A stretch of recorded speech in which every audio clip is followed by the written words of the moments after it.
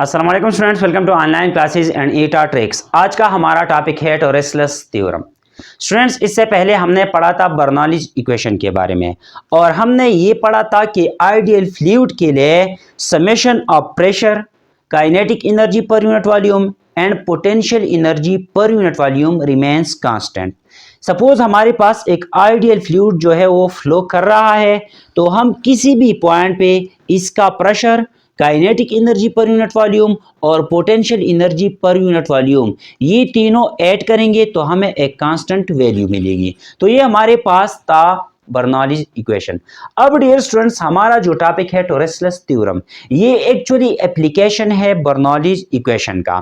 तो यहाँ पे हमारे पास टोरेस्लस थ्योरम हम पढ़ेंगे, लेकिन उसका जो बेस होगा वो होगा बर्नौलीज इक्वेशन। स्टूडेंट्स, टोरेस्लस थ्योरम हमें स्पीड ऑफ इफ्लक्स के बारे में बताता है।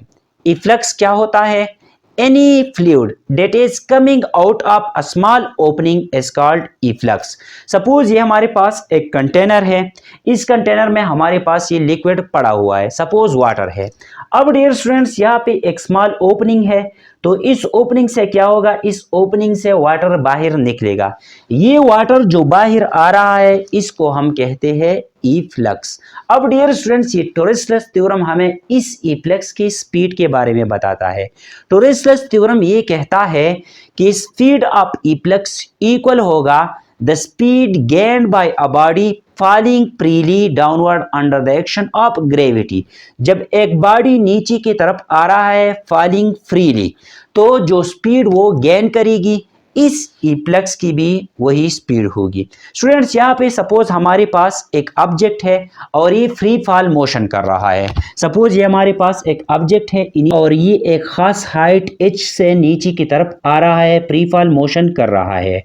तो इसकी जो इनिशियल वेलोसिटी है ये हमारे पास है 0 और फाइनल वेलोसिटी या फाइनल स्पीड जो ये गेन करेगा, ये स्पीड और फाइनल स्पीड जो ये गेन करेगा, ये स्पीड और इस इफ्लक्स का जो स्पीड है ये इक्वल होगा।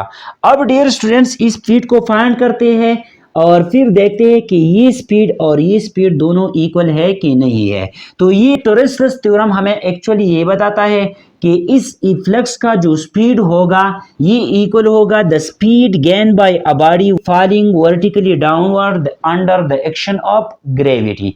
तो यहाँ पे हमारे पास इसका जो स्पीड है वो हम फाइंड करते हैं और फिर देखते हैं कि इस इफ्लक्स का स्पीड भी इसकी इक्वल है कि नहीं है। तो डियर स्टूडेंट्स, यहाँ पे हमारे पास हाइट है h, तो इस पे हम थर्ड इक्वेशन ऑफ मोशन लगाते हैं। थर्ड इक्वेशन ऑफ मोशन है 2as is equal to vf square minus vi square.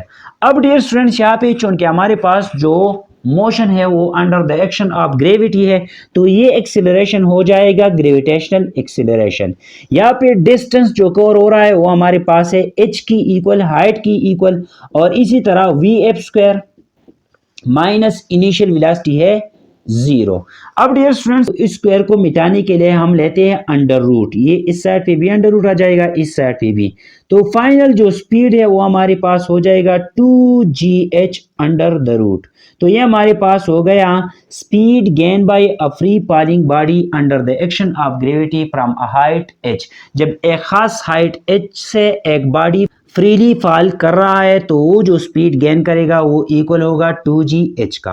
अब डियर स्टूडेंट्स, यहाँ पे टोरेस्लस थ्योरम हमें भी यही बताता है कि इस इफ्लक्स का जो स्पीड है वो इस चीज की इक्वल होगा। तो इसको हम डिराइव करेंगे और ये चूंकि के एप्लीकेशन है बर्नौलीज इक्वेशन का, तो हम बर्नौलीज इक्वेशन यूज करेंगे। स्टूडेंट्स, यहाँ पे मैंने एक एग्जाम्पल लिया हुआ है। ये हमारे पास एक कंटेनर है, इसका जो ऊपर वाला एरिया है, क्रॉस सेक्शनल एरिया, वो है A1। इसी तरह इसका जो हाइट है वो हमारे पास है h1। यहाँ पे एरिया A1, स्पीड v1।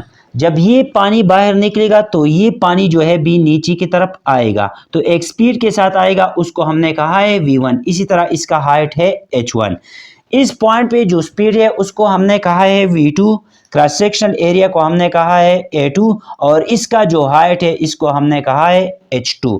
अब dear students, according to Bernoulli's equation हमने ये पढ़ा है कि इस पॉइंट पे जो pressure, kinetic energy per unit volume और potential energy per unit volume होगा वो इस पॉइंट पे जो pressure kinetic energy per unit volume और potential energy per unit volume के बराबर होगा।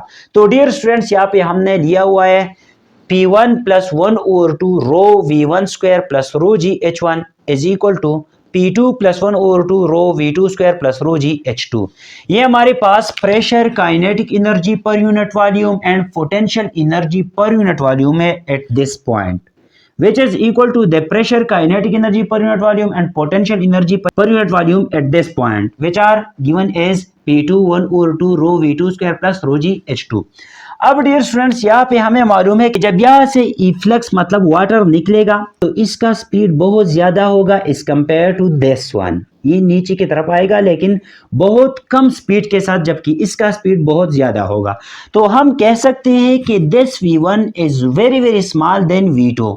यहाँ पे मैंने लिखा हुआ है V1 is very very small than V2। तो हम कह सकते हैं कि इसका जो स्पीड है इसके मुकाबले में तकरीबन 0 होगा। तो इसलिए मैंने कहा है कि हम V1 को लेंगे 0। क्यों 0 लेते हैं? क्योंकि इसका जो स्पीड है ये बहुत ज़्यादा कम है। तो यहाँ पे मैंने लिखा हुआ है V1 is equal to 0। Reason हमारे पास ये है कि V1 is very very small than V2, so V1 is equal to 0। अब डियर स्टूडेंट्स, यहाँ पे इस पॉइंट पे जो प्रेशर है और इस पॉइंट पे जो प्रेशर है दोनों हमारे पास एटमॉस्फेरिक प्रेशर है। तो हम कह सकते हैं कि ये P1 इक्वल होगा P2 का और दोनों को हम कहते हैं P। यहाँ पे मैंने लिखा हुआ है P1 is equal to P2 which is equal to P। तो ये हमारे पास हो गया एक्सटर्नल प्रेशर। इन वैल्यूज को यहाँ पे इस इक्वेशन में पुट करें तो हमारे पास आ जाएगा P1 की जगह P1 is equal to P, इसी तरह P2 की जगह BP। इसी तरह यहाँ पे V1 को मैंने ले लिया कि ये हमारे पास 0 की इक्वल है, तो ये टर्म जो है ये हो जाएगा 0। तो हमारे पास बच जाएगा P plus rho GH1 is equal to P plus 1/2 rho V2 square plus rho GH2। ये हमारे पास आ जाएगा। अब डियर स्टूडेंट्स, यहाँ पे ये प्रेशर जो है और ये प्रेशर जो है एक दूसरे के साथ कैंसिल हो जाएंगे, तो हमारे पास बच जाएगा rho GH1 is equal to 1/2 rho V2 square plus rho GH2।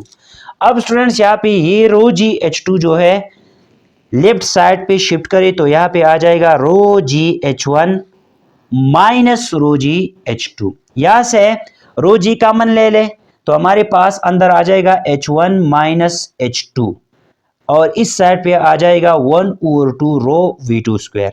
यहाँ पे ये रो जो है इस रो के साथ कैंसिल हो जाएगा, तो हमारे पास बच जाएगा GH1 minus H2 is equal to 1/2 V2 square. ये 2 यहाँ पे डिवीजन में है, इस साइड पे शिफ्ट करें इसको तो हमारे पास आ जाएगा 2GH1 minus H2 is equal to V2 square. अब डियर स्टूडेंट्स, यहाँ पे अगर आप देखें ये हमारे पास है H1 और ये हमारे पास है H2, तो this H1 minus H2 is equal to this which is equal to H। तो ये हमारे पास आ जाएगा H। H1 minus H2 is equal to H। V2 square is equal to 2GH। अब डियर स्टूडेंट्स, इस स्क्वायर को खत्म करें तो हमारे पास आ जाएगा अंडर रूट, यहाँ पे स्क्वायर और अंडर रूट खत्म हो जाएगा, यहाँ पे आ जाएगा V2 is equal to under root 2GH। तो डियर स्टूडेंट्स, यहाँ पे इस हाइट से ये वाटर जो है नीचे की तरफ आ रहा है, तो हमारे पास इफ्लक्स का जो स्पीड है वो आ गया अंडर रूट 2GH। यहाँ पे फ्री फॉल ऑब्जेक्ट ने जो स्पीड गेन किया हुआ है वो भी इक्वल है 2GH। तो डियर स्टूडेंट्स, ये था हमारे पास टोरसलस थ्योरम। अगर किसी पॉइंट की समझ नहीं आई हो तो आप कमेंट बॉक्स में पूछ सकते हैं। Thank you all.